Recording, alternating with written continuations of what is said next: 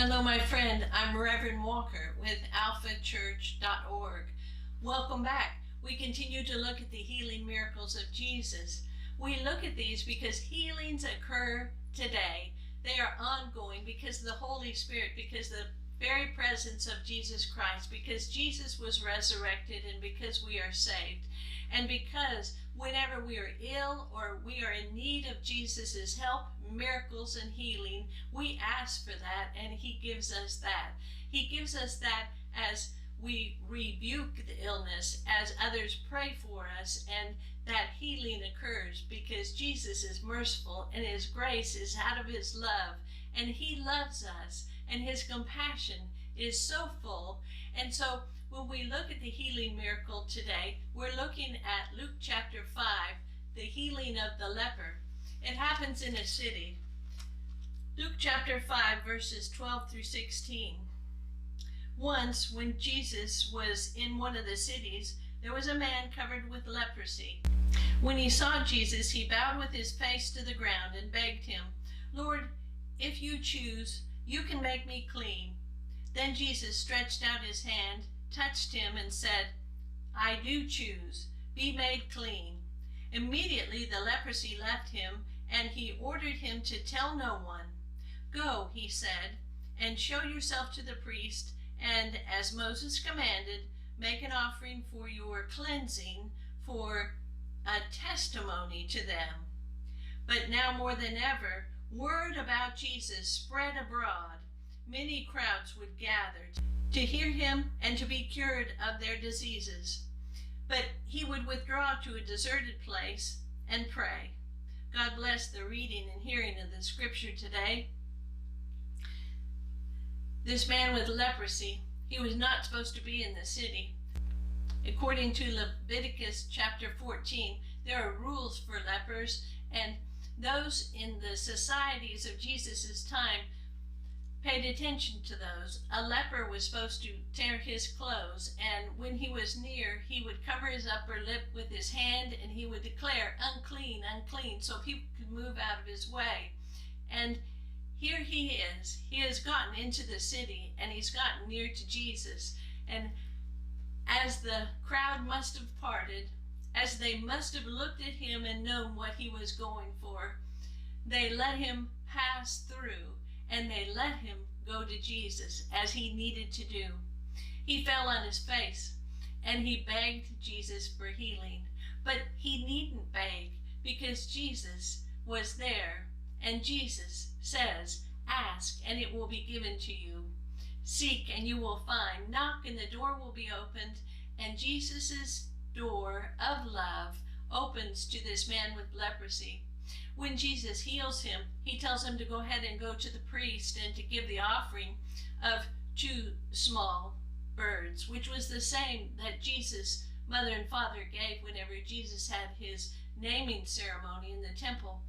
And then Jesus continues to heal, and he continues to heal today.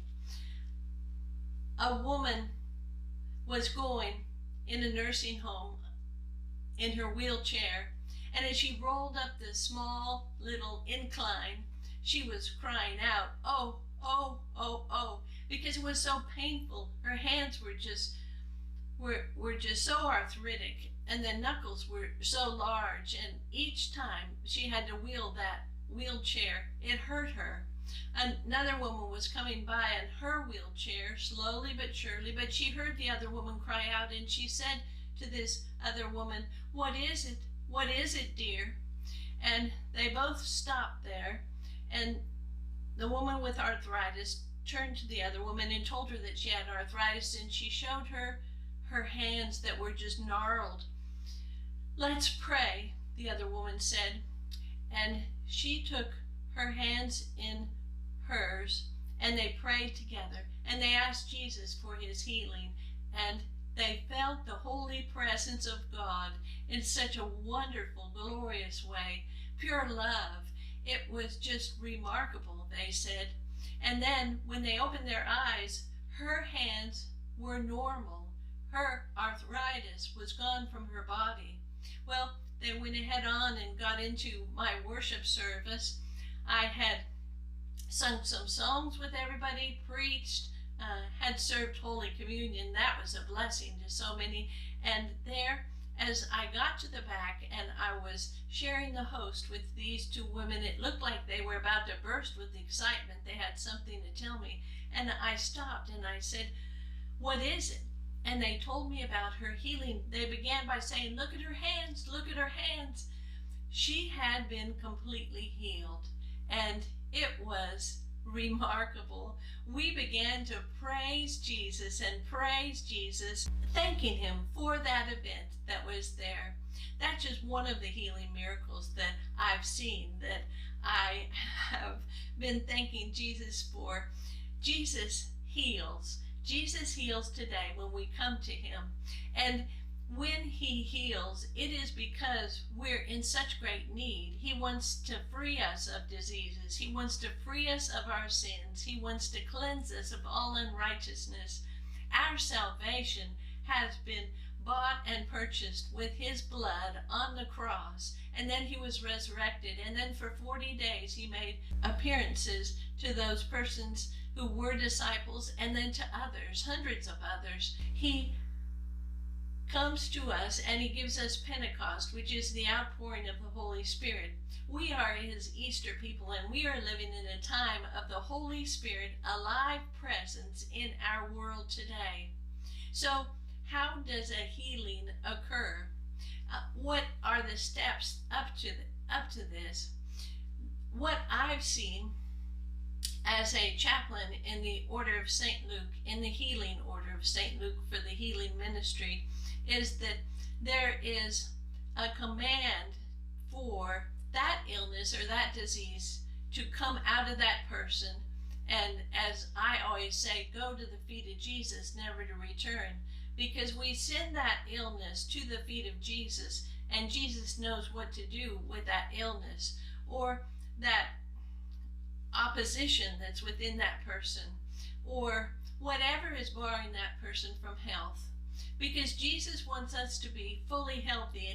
He wants us to be living, moving, and moving out in his purpose that he has for us. He wants us to be witnessing. He wants us to declare the glory of God each day in our lives with those that we live with and with those that we meet who are just strangers, so that all know the message of salvation, that he has risen from the dead and that his Holy Spirit presence is alive within us. When we look at John chapter 3 and Nicodemus, who comes to Jesus in the dead of night to talk with Jesus about being born again, we see that Nicodemus was a religious leader, a Pharisee, and the religious leaders knew about Jesus early on. So when Jesus sends the leper to the priest for affirmation that there is no more leprosy in this man, he's put them on notice, the religious leaders, that the Messiah is alive and in their presence. And he has also put us on notice that we are to use the power of the Holy Spirit to help others to be healed. So the steps to healing are these. There is a need, and that person uses their faith to go to Jesus, and we pray with them, and we ask for Jesus's healing for this event in their lives. And we ask that their disease or their illness or the evil that has a hold of them and is marring their physical being, we ask that be removed by Jesus. But the words that we use are the words that Jesus has taught us from his healing miracles. Be clean. And so when we speak to someone who has a disease that needs to be cast out of them, we say, in the name of Jesus Christ, be clean. And that leaves. Now, you may be watching right now and you may have an illness. You may be thinking about yourself. And I want to say to you right now, disease within you, I command you in the name of Jesus Christ to leave and go to the feet of Jesus, never to return. Be healed. Be clean. You are clean, my friend. And so from now on, thank Jesus. Thank him that you've experienced that miracle, that you are clean now, that has occurred in your life, and write to me and let me know what has happened in your life so that I might rejoice with you in Jesus Christ. God bless you, my friend. God bless you in Jesus Christ, our Lord and Savior. Amen.